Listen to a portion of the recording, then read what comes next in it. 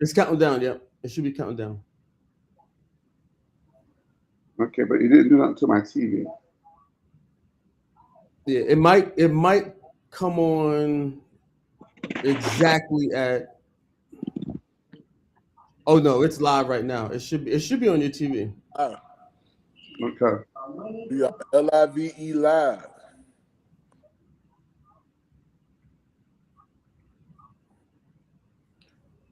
Okay, I don't know why this.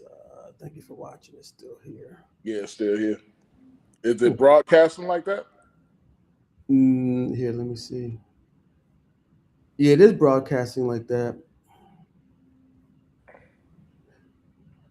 I'm checking all of the.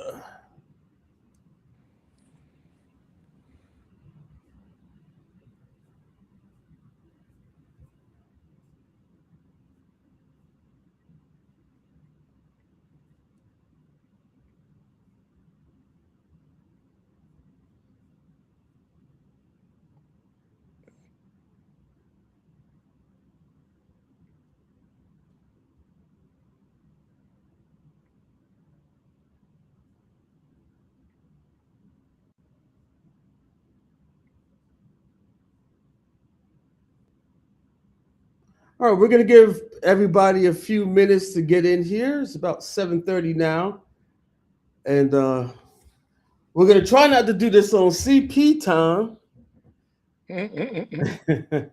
So we're gonna give whoever's on. We're gonna be streaming this from multiple different platforms. It's on my YouTube channel. It should be coming up on my personal page.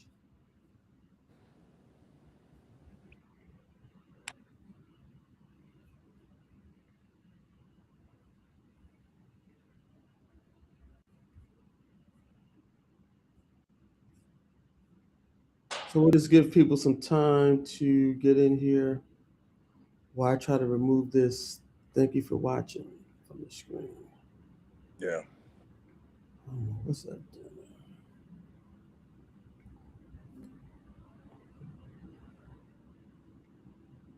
Oh, there it goes. There we go. There we go. Oh, there we go. Okay. Okay. All right, so we'll give it about 2 or 3 more minutes, and we're gonna get started.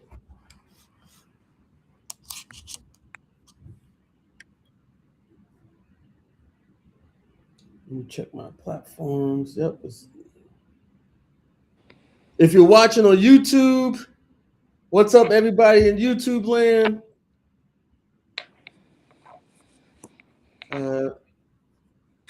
I'm trying to see if it's on my Facebook page.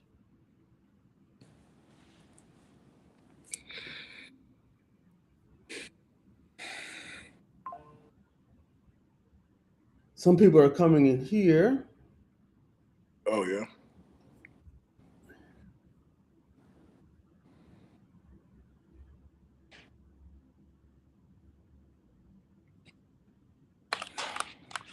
All right.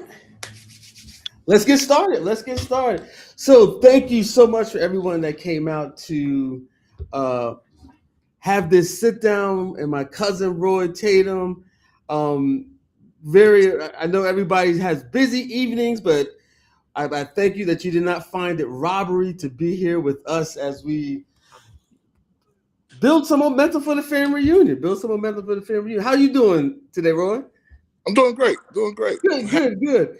Man, now your bio is long, so we're not gonna be reading no bios or anything right now. So this is how I want to start this thing. I'm gonna share my screen really quick, and this is how I want to start this. So, can you see my screen, Roy? Can everybody see my screen? Can you see my screen?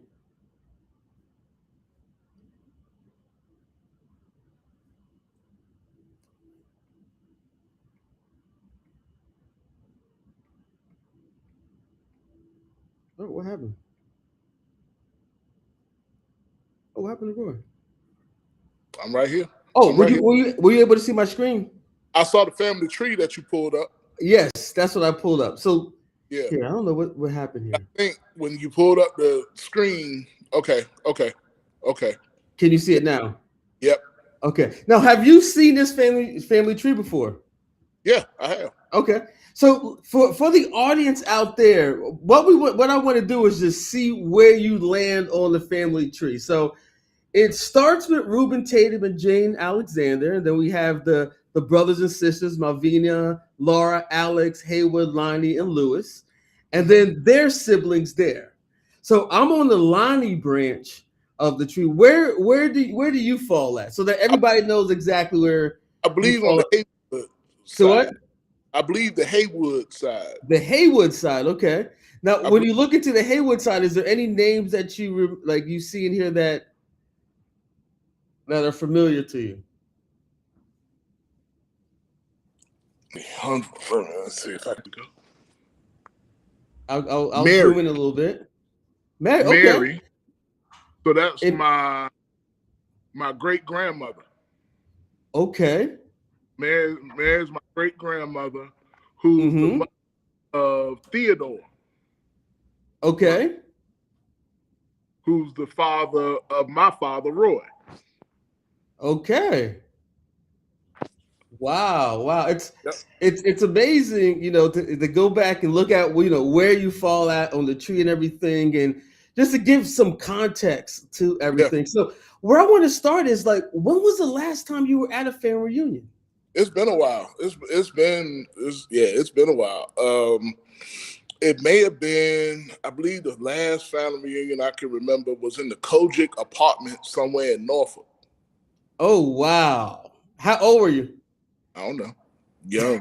But you know what? I came up to Allentown before. I just don't remember who it was a kid. I was a kid. Yeah. But I distinctly remember the Kojic apartments, Memorial Day weekend, to be a time to get together, the beginning of summer. So usually, here's the funny thing about family reunions for me.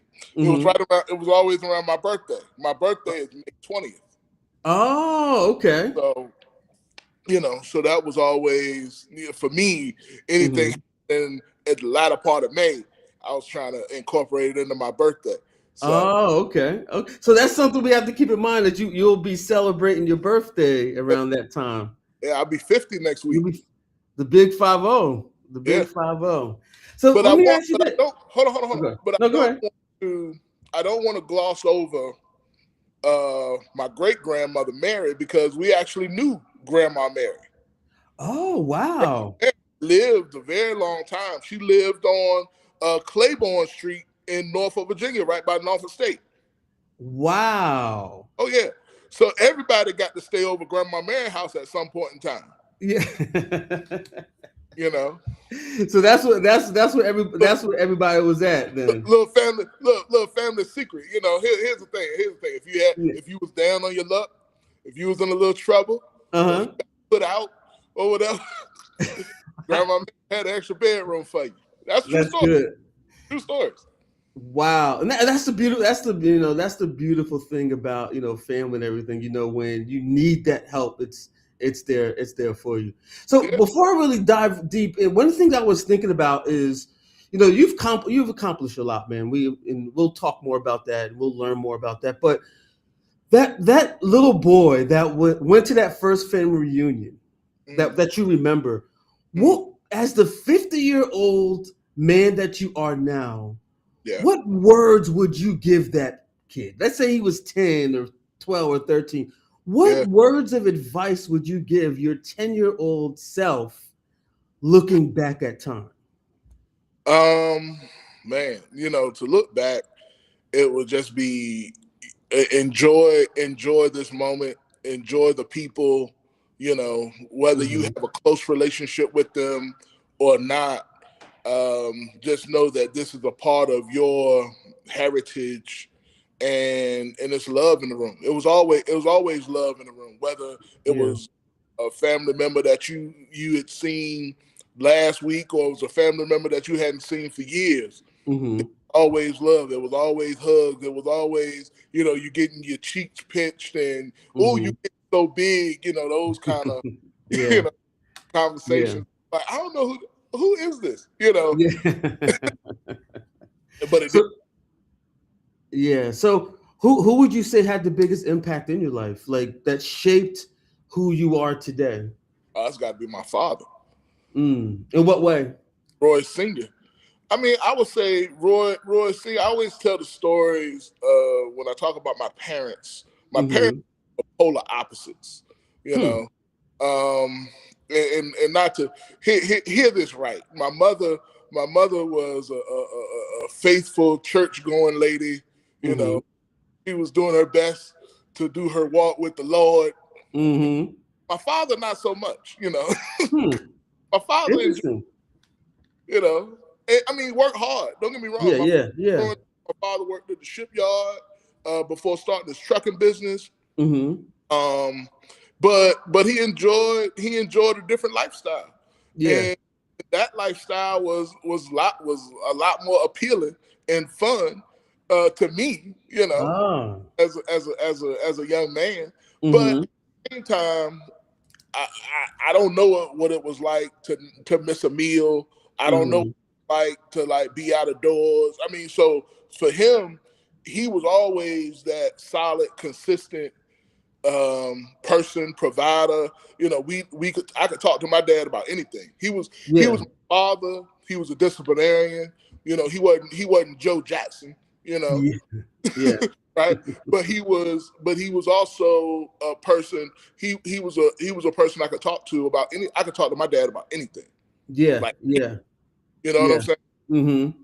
So I will always appreciate the relationship that he and I have. And I'm Mm-hmm. happy that he's gonna be joining us next week Yeah. as well. I don't think I met your dad before. If I Oh, did, I might have been very young, but yeah, yeah. I don't, Well, not that I can like think I of. said, Allentown, and the only way I got there was with him. Was So him. Yeah. Yeah. you've been probably just a very long time ago. Mm-hmm. Mm-hmm. Now, in terms of like you were talking about being a young man, like where did you go to college? Like where did you go to school at? Like where? But growing up, I grew up in Virginia Beach. I grew Green. up Okay. at the Green Run High School. After Green Run, graduating in 1994, went to Virginia State University, Mm-hmm. where I majored in political science and I minored in philosophy. Hmm. Now, So, let's stop right there. all Political right, science, because we're going to get into the politics of like why political science at that. This is in this had to be in the 90s, right? Because we're about yeah, we're about the same age. yeah. I Why got to college political science? in 94.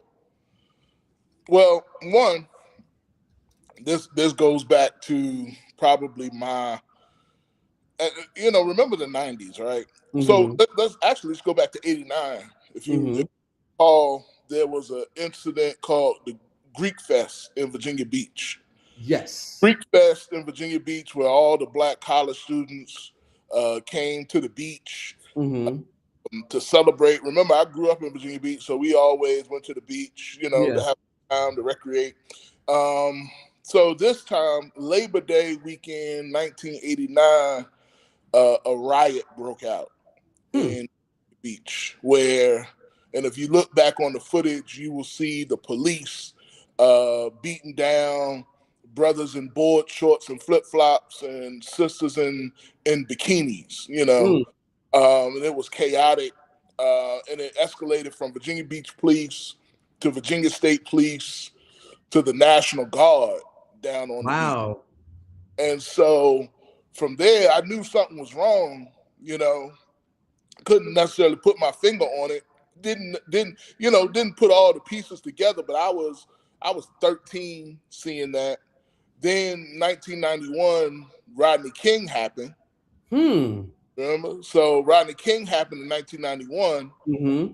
Like, what in the world? So I'm like, they got it on tape, right? So Yeah. you can't get This away is with before the that. phones. This is before smartphones. Right, right, right. Yeah. And so then those officers got acquitted. 1992, the LA Mm-hmm. riots. Then 1994 happens, right? A couple things happened in 1994. OJ, remember OJ? OJ got arrested, right? Mm-hmm. So here we learn about Johnny Cochran, but Mm-hmm. also You know who else got arrested right around 1994? Yeah, Allen Iverson. Allen Iverson, all from Virginia. So, Okay. so when Allen Iverson gets arrested, we all, in high school at the same time. Yeah. Bubba Chuck. They were calling the Bubba Chuck at that time. Right. He was Bubba over Chuck, in Bethel. We over at Green Run in Virginia Beach on the south side. Mm-hmm. But so what happened here, Doug Wilder, who was Virginia's first black governor, the first black governor in America, period, pardoned Allen Iverson. I remember that. Yes. So by the stroke of a pen, Allen Iverson gets out of jail. I said, okay, that's where we got to that's where we got to focus. Yeah. Wow. So that puts my focus there on the political system. And I began to build a relationship with Delegate Gerald Jones at the time. So a lot of people have heard the name Jay Jones now as Virginia's Attorney General. Gerald Jones was the chair of the Virginia Legislative Black Caucus. Gerald gave me my first internship in 1995. Wow. So when you were, yeah, that's interesting. Let's let the audience really digest that, because you really walked us through some history. There might be some young people on right now that might not even know who Allen Iverson is, but we want them to kind of like really hear what you said and the passion at that time to really get into politics. So it's one thing to be like, oh, look at that, but it's the other thing to say, you know what, I can do something to change this. Yeah. So were you when you were approaching politics, was it from like, did you want to do policy? Was it like from a policy standpoint, or was it just, what was the aim for politics? Now that you're in the game, and you're able to see everything, like what was the aim? Well, at that point in time, being 18, you think if you can, I saw the police be very respectful to Delegate Jones. Yes, sir. How are you, sir? Mr. Jones. So many of us growing up around the police in Virginia, we didn't hear the police talk to us like that. Oh. So it was like, oh, so you gotta get over here. It was almost like a who you are type of thing. And so, to me, I felt that this meant something, because the police unfortunately treated us very poorly with very little respect. So I knew that I wanted to make sure that I survived. I see. A police encounter. I had to be an elected official or connected to an elected official. There had to be something that could invoke some level of accountability. You get what I'm saying? Yep. And so that's what I thought at that point in time. But just learning the system. But and in learning the system, you learn that, police were recruiting. There were racist people that were being recruited. There were white supremacists infiltrating law enforcement on purpose. We can go really heavy into this. But my point was, I felt that it was a bit of protection, to learn the system and learn the laws. I didn't know if I wanted to be a lawyer or an elected official or at the time, but I knew that in this system I could influence something. I would talk to Gerald Jones, and unfortunately Gerald passed away last year. Oh wow.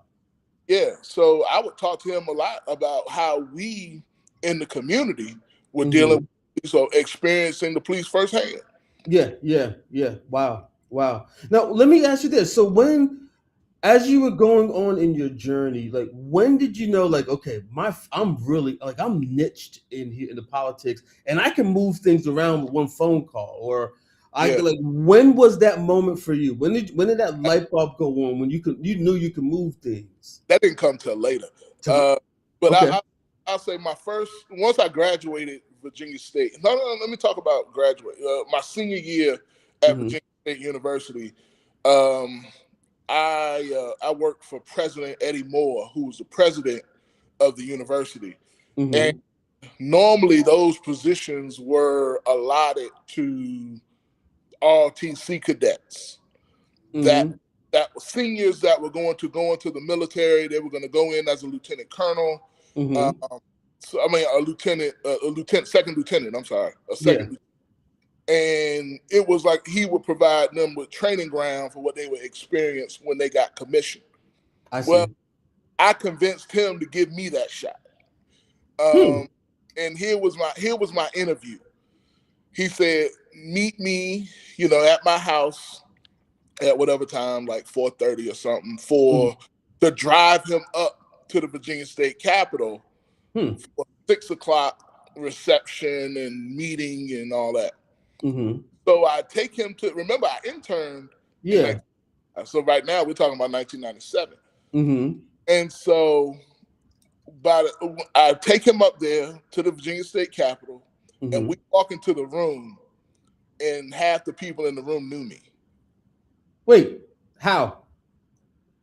How? Remember, because I worked for Oh, Delegate. so you built your reputation up. Yeah, half the people in the room knew me, Got and you. I'm saying, "Hey, Delegate, so and so, this is President Moore from Virginia State University. Yeah. Hey, so and so, this is President Moore." And he's like, and he's looking at me like, "I know who they are." Yeah. Wow. but he was shocked that they knew who I was. Yes. You get what I'm saying? So As, your reputation preceded. You were in the room before you got in the room. yeah, as a senior in college, he was shocked that they knew who I was. Yeah.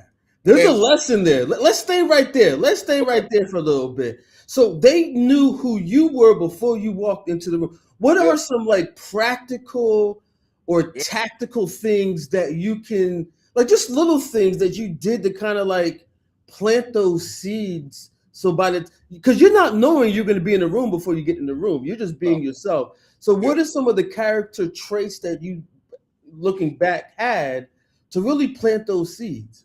Well, I would say when I got the internship opportunity, Mm-hmm. I always made sure that I was dressed. You know, Okay. as a young man, I wore, either if I was just had on slacks and a shirt and tie, Mm-hmm. always made sure I was dressed. Every day wasn't a full-fledged suit, Yeah, yeah, yeah. back then. But and I spoke to people. I would, and working for the chair, Gerald, who was the chair of the Virginia Legislative Black Caucus, I Mm-hmm. conveyed messages from him to their offices. Mm-hmm. Okay. So I was very familiar with a lot of the inner workings as a liaison or Mm-hmm. as a representative. So I'm like the human go-between. I see. Remember, we talking about a time where it's the beginning of email. Everybody don't have email. Wow. Yeah. Yeah. So I had to, he's like, "Go tell Delegate so-and-so that we're going to have a meeting in this office at this time." Okay. Mm-hmm. I tell they people. Okay, tell the delegate that I'll be there and he's going to bring so-and-so, so-and-so. So I had to kind of like jot all that down and Yeah. convey. I mean, it was a lot of direct interpersonal interaction. Yes. Yep. It Yeah. wasn't no email, wasn't a text message. Mm-hmm. So I Wow. had to be good at being able to convey and communicate messages between a lot of times these Virginia delegates. Yeah. As an 18-year-old. Yeah. As an 18-year-old. Wow. Wow. Yeah. So let's fast forward a little bit. All right.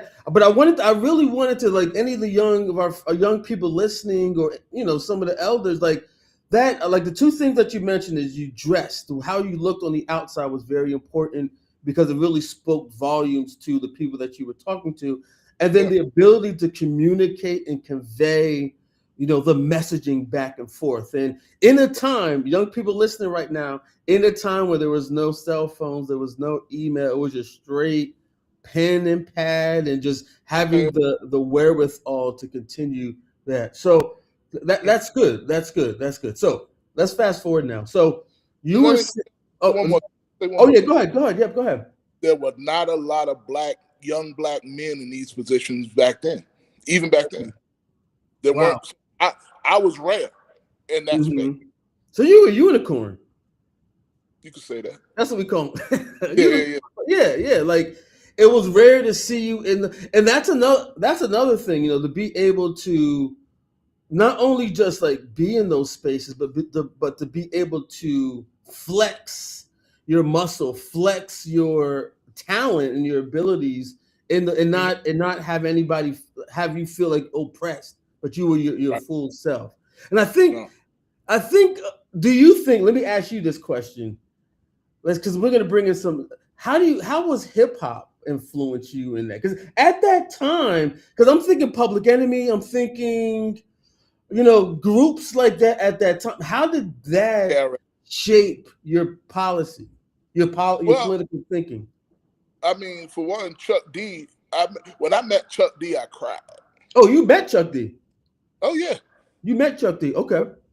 Chuck D. I cried. Let me give a little context for the seniors out there that may not know who Chuck D is, and then some of the younger people that are out there. So think the Temptations, Yeah.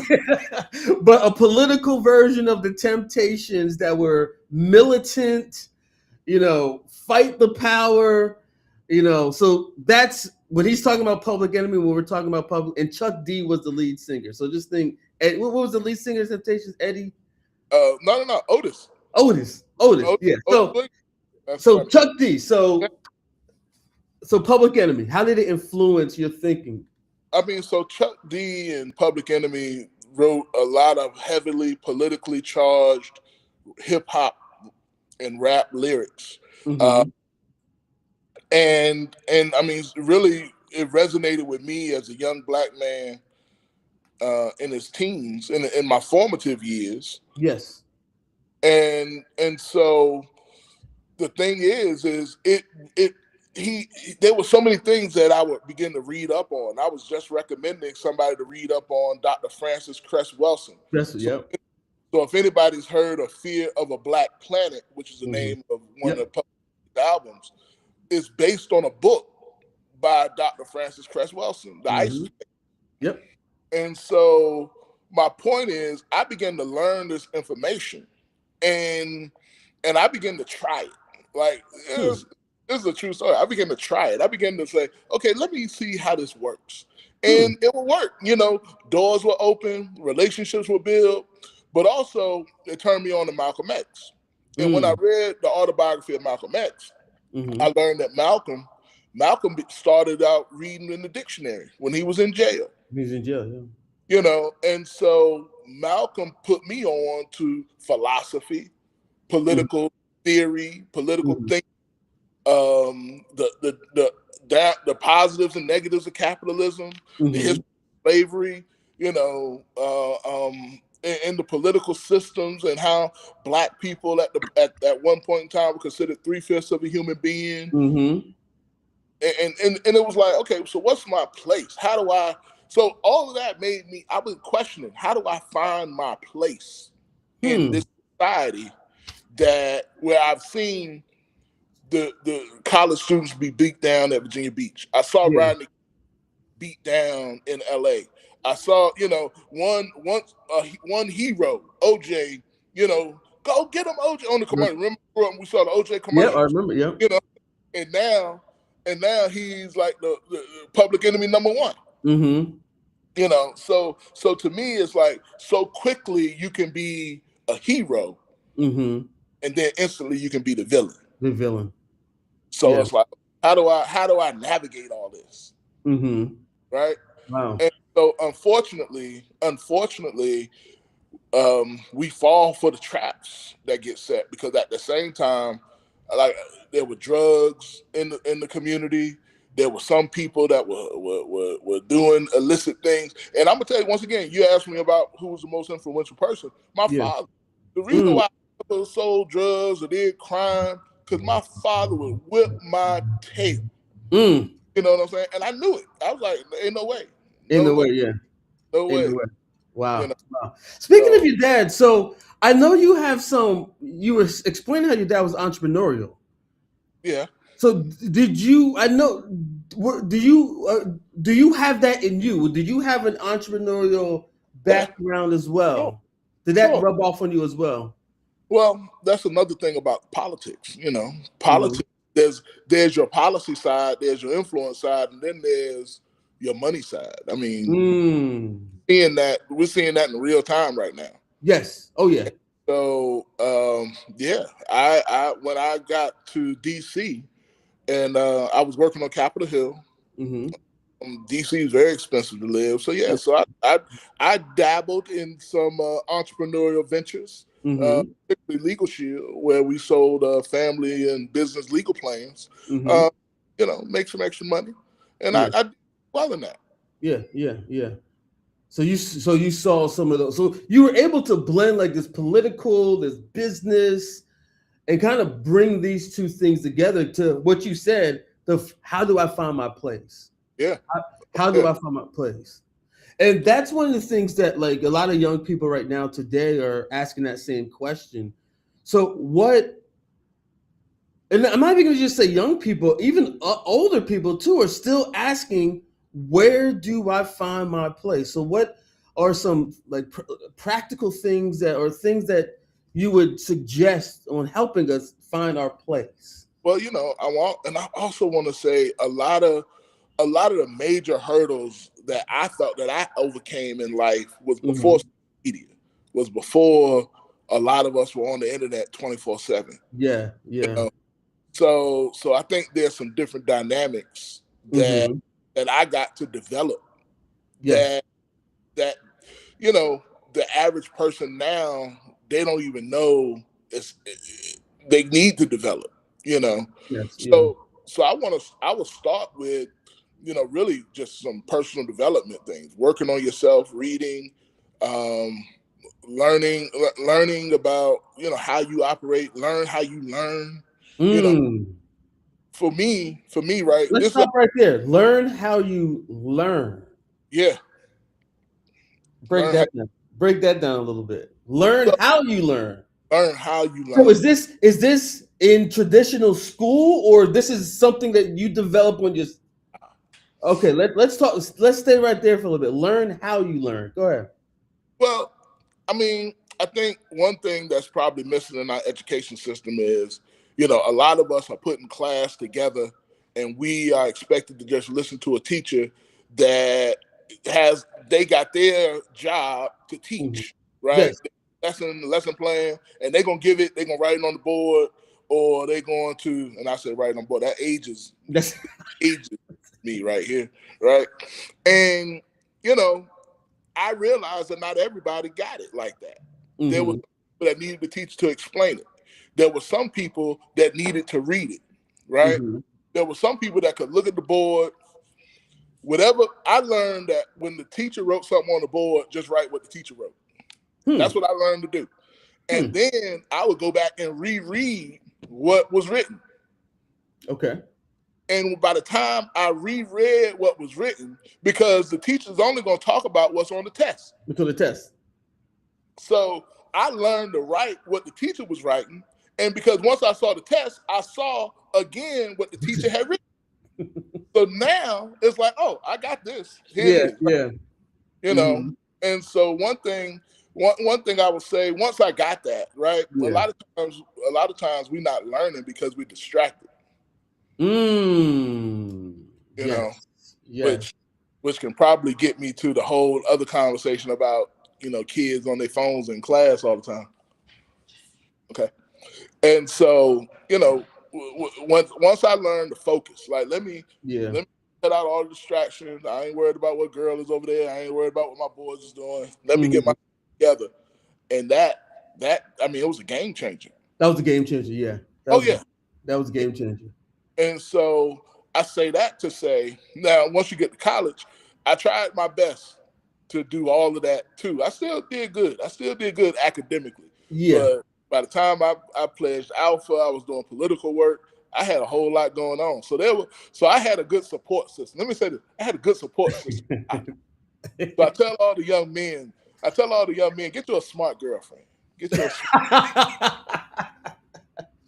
Get you a smart girlfriend. That's what's up. Yeah, That's what's up. Yeah. So talk to us a little bit about our we have there's probably a very intergenerational audience. So yeah, we probably have we have millennials probably in the room.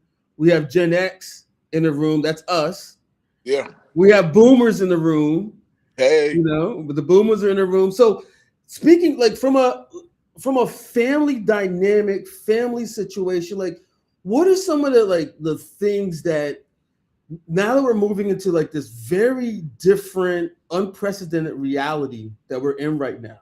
yeah. How do you see family moving into the future? Like how do you see family like that dynamic, especially intergenerational? Well, I think in some cases, we can take a page. We all have to take a page from Grandma Mary, Mm-hmm. uh, meaning that because I said Grandma Mary's house was open when you needed a place, you know, Mm-hmm. and so and for the many parts of my family, I owe so much to big cousins, you know, and right now I'm talking about Man, Eric, Andre, you know, my big cousins. Yeah. I grew up practically an only child, but those guys as my big cousins were like my big brothers, Yeah. you know. And so when I got an opportunity, I had an opportunity to intern at the EPA, What's the and EPA? the Environmental Protection Agency. Agency. Okay, that's what I thought. Yeah, it's just for people So out in the audience. so yeah, so I had an opportunity to intern at the EPA, Mm-hmm. and you know, and this is going up to DC for a summer, and you know, Man, I remember Man said, yeah, you know, you can come up. I got a 1 bedroom apartment, and Mm. I was sleeping on Man's couch, you know, through that summer. Don't get Yeah. me. I had a good time during Yeah. that DC. But if it wasn't for him saying, "Hey, yeah, you can come up, stay with me," you know, Yeah. uh, that opportunity wouldn't be there. My, Mm-hmm. my sophomore year in college, you know, Andre lived in Petersburg. I feel like I followed them around, you know, and so Andre like, yeah, you can stay, you move in with me, we could be roommates, and so Hmm. roommates for a while. And when I got my job on Capitol Hill, Eric, my older cousin Eric, um, he bought a house in District Heights, Maryland, and Hmm. he was like, "Yeah, you come up, you know, stay with Wow. me, you know." And so it was so had I not had those support systems in Mm-hmm. place, I wouldn't have been able to build up my own political resume, so to speak, the way I Wow. need, Wow. you know. So I always want to acknowledge the support that they provided me, and Mm-hmm. now, you know, um, in my house, you know, my wife Yeah. Keisha, we have 3 nieces that at some iteration, 2 of them stay with us right now. Wow. You know, so you know we provide, and one of them's graduating next week with all honors, and she's got a full ride scholarship to Arizona State University. Wow. And so all of that is, I mean, just I'm paying it forward because somebody did that for me. Yes. Yes. And that's one of the characteristics I would say. Like I know in the Tatum family, like being able to stay at someone's house when you need to. Like I've benefited from that as well. Yeah, You know what I mean? I benefited from that as well, like along my journey as well. And it's been like, you know, always want to give back to that. So in terms of let's go a layer deeper here. In terms of politics and family, and because I have my own, I don't want to turn this into a political thing, but because I have my own views and stuff as well. But politics and family is now that, like, especially the black family. mm, I'm going to ask a very pointed. I'm just going to get right to it. go ahead. We, as a black family unit, and I'm not even talking about our Tatum family, I'm just talking in general, have voted overwhelmingly for one side of the aisle politically. Okay. And now Democrat, I'll be upfront. Now we're in a very splintering Democratic Party, even the Republican Party. What are your thoughts on that? Like how do you use your political, lens to actually like see through some of the BS on both sides while still being grounded in family and moving us into a new direction? Well, first and foremost, I would say I know I approach politics from a position and issue standpoint, not an ideological Okay. standpoint. Okay. So my issue, my number one issue is public safety and policing. Mm-hmm. My number two issue will be education. Mm-hmm. My number three issue is small business support and access to capital for Mm-hmm. budding entrepreneurs. So when I approach or when I talk politics, I'm Mm-hmm. coming through those three different lenses Yeah. because one, if you live somewhere, right, and you're not safe, you're not in a Yeah. good, Yes. regardless of what's happening. You know, Exactly. if you have a subject to a poor education, then how you gonna get a good job, or how you gonna build a business, and if Mm-hmm. you don't have infrastructure, small business infrastructure and support to help grow what you're building or what you want to build, Mm-hmm. right? You don't have a market, then you're not gonna make any money. Yeah. So those three things politically, Okay. I are how I like to approach politics, and I advise people to approach politics in that manner. But some people, it's more important to them who they sleep with. Yeah. That's how they approach politics. It's more Yeah. important to them on, what name they get called or whatever. Okay, all right. Yeah. I don't care. Here's my thing. I don't care what name you gonna call me. The check cash, did that check the check. Mm-hmm. All right, we ain't got to worry about all that Yeah. because now, once the check cash, I get to do what I need to do and handle my business. Yeah. Are the police gonna kill us? Because you can make all the money in the world, but if the police can pull you over, pull you out your car, and kill you, what Yeah. did that Yeah. mean? Not Because safe. even money doesn't protect some of even that doesn't. Yeah. Yeah. Right. So, Yeah. so those things, I think you have to approach the political spectrum with an agenda. Mm. Agenda that serves you and your family. Yeah. Yeah. Yeah. You want business support because you don't want. I mean, how many people that we know that worked in the shipyard, or worked at the Ford plant, or worked at whatever auto manufacturing company, and that company uprooted and shipped over to China, In or China. Yeah. somewhere, or down into Mexico, right? Mm-hmm. That's people want to get mad at the Mexicans or the Yeah. immigrants, right, for coming over to take the jobs, but they ain't taking no jobs that you was working. They ain't taking no jobs, but the thing is companies were granted these tax loopholes, Mm-hmm. and they ship the jobs overseas, therefore leaving communities, Philadelphia, communities in Cleveland, Yeah. communities in Norfolk, communities in North Carolina, South Carolina, that depending on that, many of our communities and our family members, were able to get jobs Yeah. Yeah. and support the family and put children through school or whatever. Now a lot of those jobs are gone. They're gone. They're gone. They're gone. They're gone. So now what do you do? So this is why I say you got to have supports for small business and financial support Yeah. for entrepreneurship, Yeah. because those, a lot of those policies, Yeah. made those factories close shop Mm-hmm. and leave the community. Yeah. Yeah. And that's something that I think about a lot. Like I said, we have young people that will be watching this and things. It's something that I think about, like how we navigate through these uncharted waters. So let's dial this back. So we're almost at time, and I know we can probably go deeper, but I just want to ask you. I know you're going to be doing a keynote. You're going to be speaking on Friday night.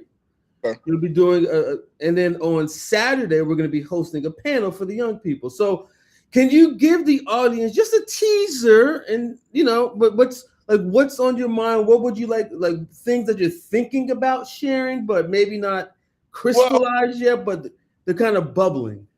one of the things that I've learned, and when the first opportunity came to address the family and the family reunion, I thought about our theme song, and Mm. we've come this far by faith, Mm-hmm. and so I feel that my message, personally and collectively, is going to be that we've come Mm. by faith. Yeah. Because I can't say that like right now. Right now, I'm sitting in.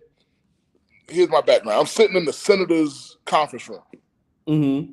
The conference room of a United States senator right now. Yeah. Mm.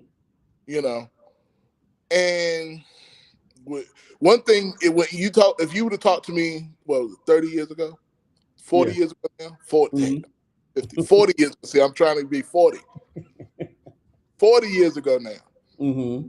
If you would have said, Roy, you're gonna be having meetings and hosting meetings with the United States Senator and going around the country and representing the United States Senator, I'd have been like, what are you talking about? Mm. So I've come and we've come this far by faith. My faith. And what that means is at some point in time, somebody was praying for me. My mom Mm. was praying for me. My mother was praying for me. My father was praying for me. My grandmothers were praying for me. Aunties, Mm. uncles praying for me. To be able to say to someone that has a vote Mm-hmm. at the state Senate, Mm. have influence in that person's life. Wow. Davis is senior advisor. So when he has to make decisions, he's called. I get a call. You get a call, yeah. Hey, here's decisions we considering. What do you think? Mm. Me, Mm. your cousin, Yeah. your family, Yeah. me. Mm. And so there's obviously a lot that goes into that. Yeah. And how I got from 10-year-old Roy going to the family reunion in the Kojic apartments right on Hamilton Avenue in Compostela in Norfolk to right now sitting in the office of a United States Senator. Mm. Wow. That's powerful. And, yeah. And so my message to my elders is a message of appreciation. Thank you. Yeah.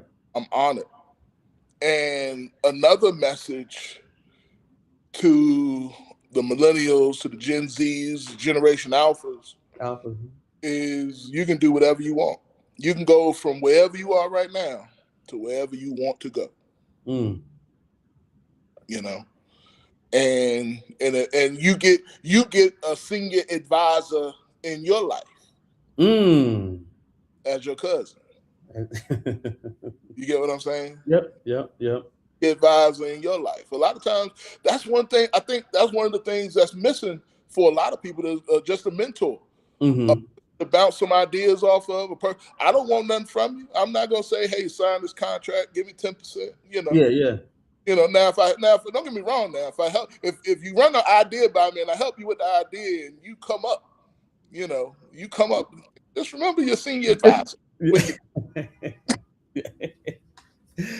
That's power. We don't want to give them too much though. We don't want to give them too much. We don't want to give too much away. But I mean, we come this far, by faith. I see. And to finish it up, did you see? I know you saw the commercial, the Dick's Sporting Goods commercial. There's not enough. Yeah. There's not enough Tatums. Yeah. There's not enough Tatums, running things. There's not enough Tatums in politics. There's not enough Tatums in the CEO positions. There's not enough Tatums in the doctor's office, in the lawyer's office, there's not enough Tatums running things, man. Yeah, that's what's up. All right, so I have to ask. We're about to wind up, so I know we got pretty heavy, but I have to ask. Outside of politics, what do you do for fun? Like, what? How do you wind down? How do you keep your mental health in check? Like, what do you do for fun? I enjoy this. I mean, I truly do enjoy this. Yeah. But sports, I mean, I love to go to. I mean, I'm in Phoenix, so I Oh, have okay. all the sports. I even go to some NASCAR races sometimes. So I go to basketball games, Suns games, Mm-hmm. the Mercury games. You know, Mm-hmm. whenever Raiders are here, I've gone to some Cardinals games, but I like the Raiders Yeah, myself. So I'm hoping we have a good season. But yeah. sports and I spend a lot of time with my Alpha brothers, Okay. my Alpha Phi Alpha, and in Alpha, I do serve as the chair of political and civic engagement. So Okay. the world of politics also follows me there, Hmm. and I just do my best to use my gifts for the benefit of my network, Yes. Yes. and I enjoy that. And I You spend enjoy it. you know, I mean, Keisha's the Delta. She's always doing work for Delta, and Mm-hmm. have a good time doing what we got to do. We're working on going on vacation soon, so I'm looking Okay. forward to Coast City at some point in time. I'm just saying that because so when she watched this, she can see that I said that. Shout out to Keisha out there. Hey, Keisha. Oh, he's planning a vacation. He's planning a vacation. Let's hold him to it. Yeah, So, man. so for everybody listening, this is just a preview of what we have in store when we get to Raleigh. You're gonna want to be in the room to hear the full thing. We've come this far by faith. With that said, we're out. Well, we'll see you at the reunion. Roy, thank you so much for I know you said you had to move your time around, but we really Yeah. appreciate you, and Thank we're looking forward to sharing some time with you at the reunion, man. Looking forward to it. Okay, man. Okay. Bye, everyone. Have a good night. Peace. Yep. Peace.